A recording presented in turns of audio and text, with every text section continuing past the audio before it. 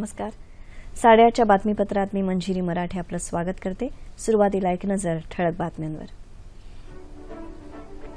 भ्रष्टाचार मुक्त प्रशासन आणि निर्णय क्षमता हेच मोदी सरकारचं वैशिष्ट्य. अरुण जेटली.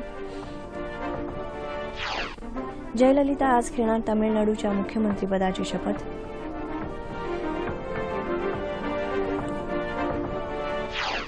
उद्योगांच्या वाढीकरता सगळी बंदरं थेट रेल्वेशी जोडण्यासाठी राज्य सरकार प्रयत्नशील. मुख्यमंत्री.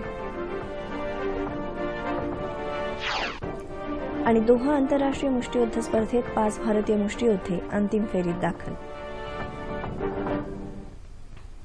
आता सविस्तर वृत्त. केंद्रातल्या मोदी सरकारला 1 वर्ष पूर्ण होत आहे. केंद्रीय वित्तमंत्री अरुण जेटली यांनी सरकारनं वर्षभरात केलेल्या कामांची माहिती जनतेला दिली. भ्रष्टाचार मुक्त प्रशासनाकडे देशाची वाटचाल सुरू झाली आहे. हे सरकारचं महत्त्वाचं कार्य असल्याचं जेटली यांनी सांगितलं. वर्षभरापूर्वी देशभरात निराशा पसरली होती. आता ती दूर झाल्याचं ते म्हणाले. जागतिक स्तरावर भारताच्या मानसन्मानात वाढ झाली असून विविध क्षेत्रात देशाची मान उंचावली आहे. परदेशातील अद्ययावत तंत्रज्ञान देशात आणून त्याचा वापर करण्यात आला. अनेक अडचणी असूनही गतीनं निर्णय घेण्यात मोदी सरकारनं पुढाकार घेतल्याचं ते म्हणाले. गरज असेल तेव्हा सरकारनं तसे कठोर निर्णय घेतल्याचं त्यांनी सांगितलं.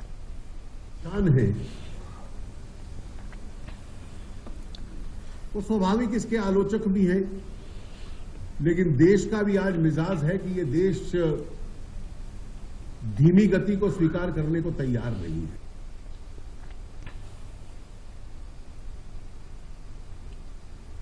अटल पेन्शन योजना आणि नॅशनल पेन्शन योजना जास्तीत जास्त जनतेपर्यंत पोहोचवण्यासाठी सरकार प्रयत्न करेल असं ते म्हणाले.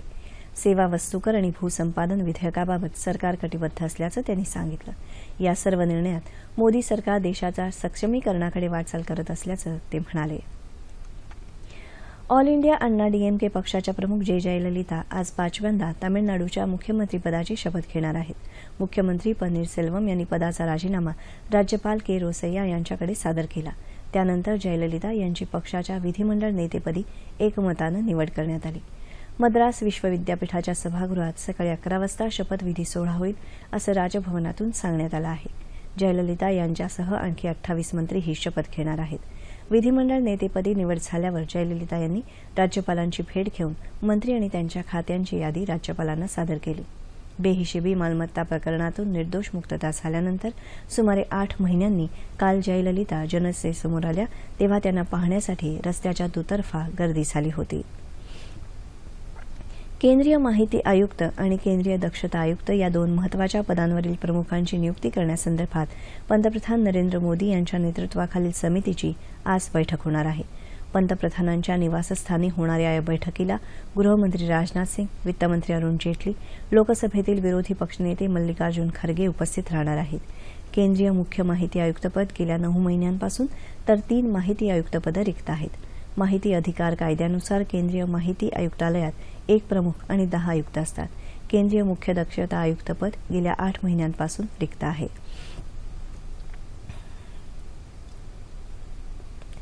उद्योगांच्या वाढीकरता सरकार प्रयत्नशील असून आता सगळी बंदरं थेट रेल्वेशी जोडण्यात येणार असल्याचं मुख्यमंत्री देवेंद्र फडणवीस यांनी स्पष्ट केलं आहे. Federation of freight forwards associations in India या संस्थेच्या 22व्या द्विवार्षिक अधिवेशनाचं उद्घाटन काल मुंबईत मुख्यमंत्र्यांच्या हस्ते झालं तेव्हा ते बोलत होते. वस्तू आणि सेवा कर विधेयक मंजूर झाल्यानंतर उद्योगांसाठी विकासाची दारं उघडतील असं सांगून मुख्यमंत्री म्हणाले की मेक इन इंडिया हा मंत्र उद्योग विकासाकरता आधारस्तंभ ठरेल. सरकारच्या सोबतीनं उद्योजकांनीही कौशल्य प्रशिक्षणासाठी पुढाकार घ्यावा असं आवाहन मुख्यमंत्र्यांनी नाशिकमधल्या लघु उद्योग भारती या संस्थेनं आयोजित केलेल्या एका कार्यक्रमात केलं. असं झालं तर मेक इन महाराष्ट्र ही संकल्पना प्रत्यक्षात येऊ शकेल. नाशिकमध्ये महाराष्ट्र आरोग्य विज्ञान विद्यापीठाच्या 14व्या दीक्षांत समारंभात मुख्यमंत्र्यांनी हजेरी लावली. या विद्यापीठाच्या स्नातकांनी गरिबांच्या सेवेकरता आपल्या ज्ञानाचा उपयोग करावा असं आवाहन त्यांनी यावेळी केलं. आरोग्य विद्यापीठात सिंहस्थ कुंभमेळ्याबद्दल आढावा बैठकही घेण्यात आली. कुंभमेळ्यासाठी निधीची कमतरता भासू दिली जाणार नाही असं सांगून मुख्यमंत्र्यांनी आवश्यक ती सर्व विकास कामं वेगानं करण्याचे निर्देश संबंधितांना दिले. कोल्हापूरच्या विकासात्मक बाबींच्या आढावा बैठकीत मुख्यमंत्र्यांनी विविध विषयांचा परामर्श घेतला. ऐतिहासिक वास्तूंचा मूळ ढाचा कायम ठेवून त्यांच्या जतनासाठी चीनमधलं तंत्रज्ञान वापरणं आवश्यक असल्याचं त्यांनी सांगितलं. भारतीय जनता पार्टीच्या 3 दिवसीय प्रदेश कार्यकारिणीच्या बैठकीला काल कोल्हापुरात सुरुवात झाली।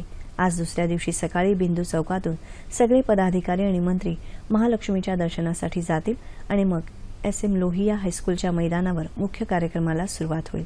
यावेळी पक्षाचे राष्ट्रीय अध्यक्ष अमित शहा, पक्षाचे प्रदेशाध्यक्ष रावसाहेब दानवे आणि मुख्यमंत्री देवेंद्र फडणवीस उपस्थितांना मार्गदर्शन करतील। जनतेनं भरभरून मतं देऊन भारतीय जनता पार्टीला राज्यातली सत्ता दिली आहे। सत्ता देऊन विश्वास दाखवणाऱ्यांना भाजपामध्ये सहभागी करून घेऊन पक्ष संघटना मजबूत करण्याचा निर्धार या बैठकीत करण्यात आला। यावेळी राज्याच्या ग्रामीण भागात संपर्क अभियान राबवण्याचं आवाहन मुख्यमंत्र्यांनी केलं। मेक इन इंडिया हे घोषवाक्य नसून केंद्र सरकारनं जनतेला दिलेलं वचन आहे, असं केंद्रीय लघु आणि मध्यम उद्योग खात्याचे मंत्री कलराज मिश्र यांनी म्हटलं आहे। ते काल पुण्यात एका पुरस्कार वितरण समारंभात बोलत होते। भारतीयांच्या मनात उद्यमशीलतेबाबत जागरूकता निर्माण करणं हाच मेक इन इंडियाचा मुख्य हेतू आहे। 1 वर्षापूर्वी राज्यातून अनेक उद्योग बाहेर जात होते, पण आज मात्र अनेक उद्योग बाहेरून राज्यात येत आहेत, असं ते म्हणाले। या कार्यक्रमात राज्यातल्या सूक्ष्म, लघु आणि मध्यम उद्योगांना मिश्र यांच्या हस्ते पुरस्कार देऊन गौरवण्यात आलं।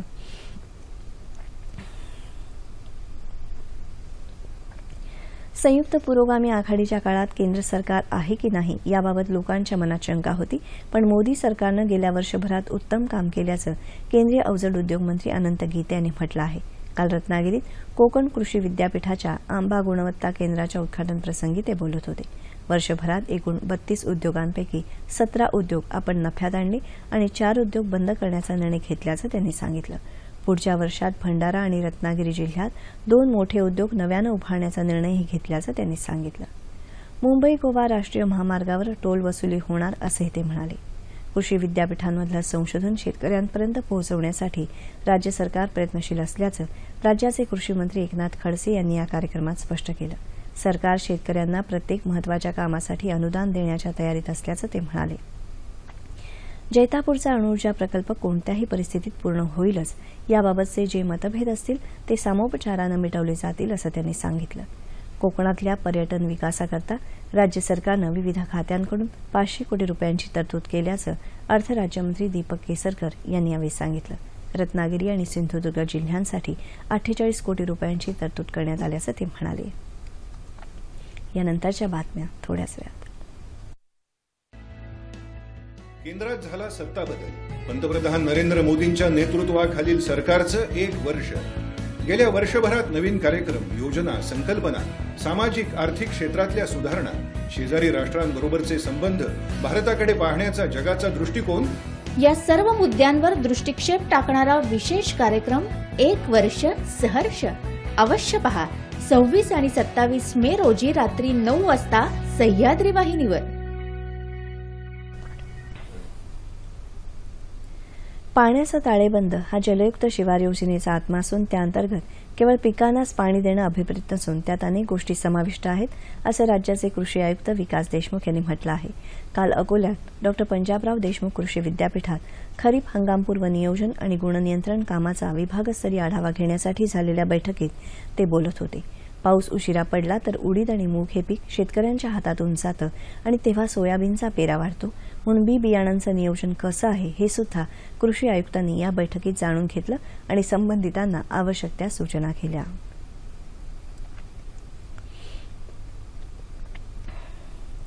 मुंबई पोलिसांमध्ये तणावमुक्त जीवन जगण्याबाबतची जागरूकता निर्माण करण्यासाठी आणि त्यांना तसं आयुष्य जगता यावं यासाठी कर्करोग रुग्ण सहाय्य संघटनेनं पुढाकार घेऊन तंबाखूमुक्त पोलीस स्टेशन हा अभिनव उपक्रम हाती घेतला आहे। जागतिक तंबाखू विरोधी दिनानिमित्त काल मुंबईतल्या पोलीस क्लब इथं या अभियानाला सुरुवात झाली। या अभियानाला अभिनेता विवेक ओबेरॉय आणि अभिनेत्री रवीना टंडन यांनीही प्रोत्साहन दिलं।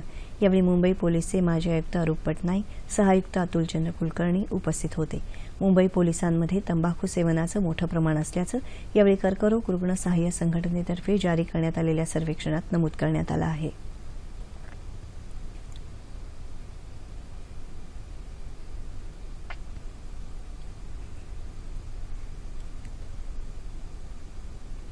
बीड जिल्ह्याला सध्या पाणी टंचाईचा प्रश्न भेडसावतो आहे। धारूर तालुक्यातल्या असोला गावातल्या महिला आणि मुलांना थेट विहिरीत उतरून पाणी काढावं लागत आहे। अशा बिकट परिस्थितीत तहान भागवायची कशी असा प्रश्न गावकऱ्यांना पडला आहे। असोला बीड जिल्ह्यामधील धारूर तालुक्यातलं 3.5 ते 4 हजार लोकवस्तीचं एक छोटंसं गाव. गावात एकच विहीर, तीही आटलेली. पाण्याची दुसरी कोणतीच सोय नाही. या विहिरीत एका टँकरनं पाणी टाकलं जातं. मात्र टँकरचं पाणी विहिरीत पडण्याचा अवकाश की लगेच गावातील प्रत्येक जण पाणी उपसायला सुरुवात करतो. अवघ्या काही तासातच विहीर रिकामी होते. लहान लहान मुलं मुली विहिरीत खडकातून उतरतात आणि जीवावर उदार होऊन पाणी भरण्यासाठी कसरत करतात. या विहिरी जर तुम्ही पाहिला असेल तर एखाद्याचा जीव जाणे सुद्धा शक्यता आहे, कारण पाणी विहिरीतून खालून शेंदावं लागतंय. त्यामुळं बऱ्याचशा महिलांना, लहान लेकरांना आम्हाला उन्हाळ्याचं दुसरं कामच नसते, पाण्याशिवाय दुसरं काही काम करता येत नाही आम्हाला. गेल्या अनेक वर्षांपासून इथल्या नागरिकांना पाण्यासाठी वणवण फिरावं लागत आहे. उन्हामुळे शेतीची कामही बंद. गावातील 70% लोक बाहेरगावी ऊस तोडणी करून आपल्या पोटा पाण्याचा प्रश्न सोडवतात. ती आंबीर आज घागर भरलेली उद्यापासून ठेवा लागते, तेव्हा ती पियाला येते पाणी नितळल्यावर. असले काय सुद्धा सोय नाही पिण्याच्या पाण्यासाठी. माणसांबरोबर जनावरांच्या पाण्याचाही प्रश्न निर्माण झाला आहे. विहिरीत टाकलेलं पाणी पिण्याजोगं नसल्यानं गाळ खाली बसेपर्यंत एक दिवस थांबून पाणी प्यावं लागतं. यासाठी विहिरीत आणखी टँकर्सने पाणी सोडावं अशी असोला गावातल्या नागरिकांची मागणी आहे.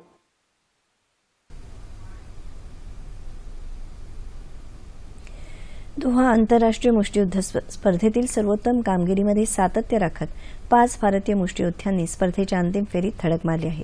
49 किलो वजनी गटात कतारचा अल रकीफ याला वैद्यकीयदृष्ट्या अपात्र ठरवलं गेल्यामुळे राष्ट्रकुल स्पर्धेतील कांस्य पदक विजेता देवेंद्र सिंग याला अंतिम फेरीत सहज प्रवेश मिळाला. याशिवाय 52 किलो वजनी गटात गौरव बिधुरी, 56 किलो वजनी गटात शिवा थापा, 60 किलोमध्ये मनीष तर 64 किलो वजनी गटात मनोज कुमार हे सुद्धा अंतिम फेरीत दाखल झाले आहेत. दोहा आंतरराष्ट्रीय मुष्टियुद्ध स्पर्धेतील 12 देशातील खेळाडू सहभागी झाले असून ऑक्टोबरमध्ये होणाऱ्या जागतिक स्पर्धेसाठी ही स्पर्धा चाचणी ठरणार आहे. या स्पर्धेत विजयी ठरणारे ऑलिम्पिक स्पर्धेसाठी पात्र ठरतील. चित्रपट, नाटक आणि दूरचित्रवाणीच्या क्षेत्रात महत्वाची कामगिरी करणाऱ्या कलावंतांना दरवर्षी निर्माता दिग्दर्शक महेश टिळेकर यांच्या वरदलक्ष्मी चित्रसंस्थेतर्फे उमेद पुरस्कार देऊन गौरवण्यात येतं. काल पुण्यात शर्मिला टागोर, वर्षा उसगावकर, हेमांगी कवी, रेखा भारद्वाज, झाकीर हुसेन आदी मान्यवरांना उद्योजक धनंजय जातार यांच्या हस्ते सन्मानित करण्यात आलं. हवामान. विदर्भाच्या बहुतांश भागात तर मराठवाड्याच्या तुरळक भागात असलेली उष्णतेची लाट आजही कायम राहण्याची शक्यता हवामान विभागानं व्यक्त केली आहे. कोकणातला काही भाग, मराठवाडा आणि विदर्भाच्या उर्वरित भागात कमाल तापमानात लक्षणीयरित्या वाढ झाली आहे. नैऋत्य मोसमी पाऊस अजूनही अंदमान आणि बंगालच्या उपसागरातच स्थिरावला आहे. ठळक बातम्या पुन्हा एकदा. भ्रष्टाचारमुक्त प्रशासन आणि निर्णय क्षमता हेच मोदी सरकारचं वैशिष्ट्य, अरुण जेटली. जयललिता आज घेणार तमिळनाडूच्या मुख्यमंत्रीपदाची शपथ.